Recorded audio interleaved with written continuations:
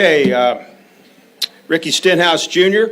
has transferred into the Sprint All-Star race by virtue of his second-place finish here tonight in the Sprint Showdown. Congratulations, Ricky. He drives the number 17 Best Buy Ford for Roush Fenway Racing. Ricky, talk about now you move on to the big race, opportunity to win $1 or $2 million. Congratulations. Thank you. That's going to be tough.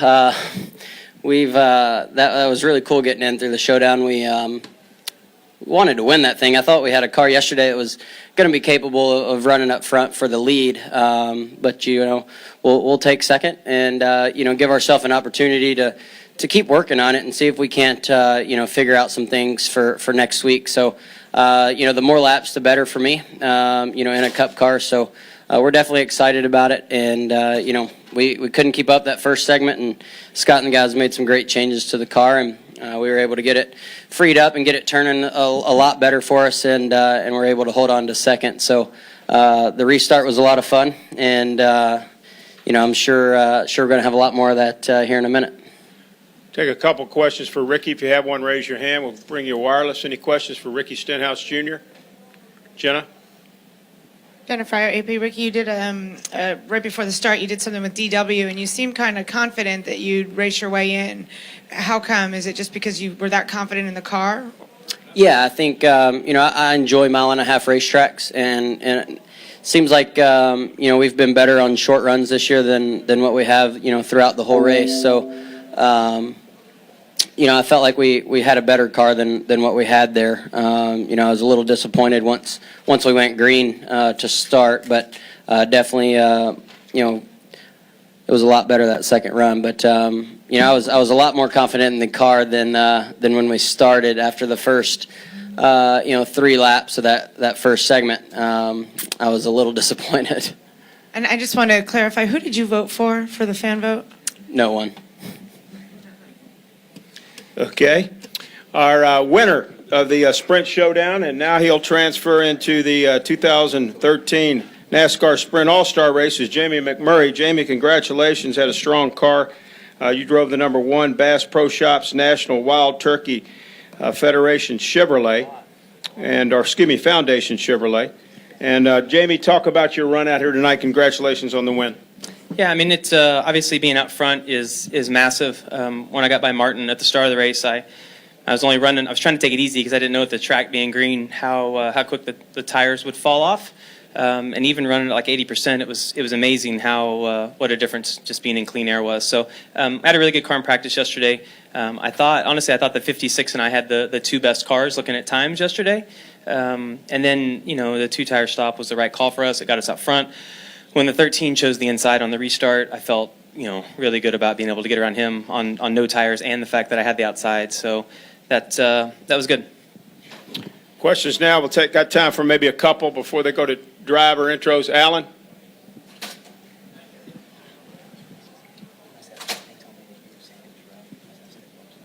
Jamie, Alan Cavana, NASCAR.com. You've won here before. You got 40 laps in the field of knowledge, what have you. Think you can do it? Well, starting in the back is going to be completely different. I haven't run 1 lap behind a car yet, and in practice yesterday, I pulled out on new tires behind a car that was a fair bit off the pace, and it took me 4 or 5 laps to pass them. And then as soon as you pass, you'd be half a second, 3/4 a second faster. So it's going to be really hard to pass cars. I think there'll be a lot of strategy in the pits. So I don't know. I will tell you that I've raced my way in before, but I have a much better car tonight than what I've ever had here. So I feel really good about it. I think if we had track position, certainly we could be a contender tonight. Our car is really quick.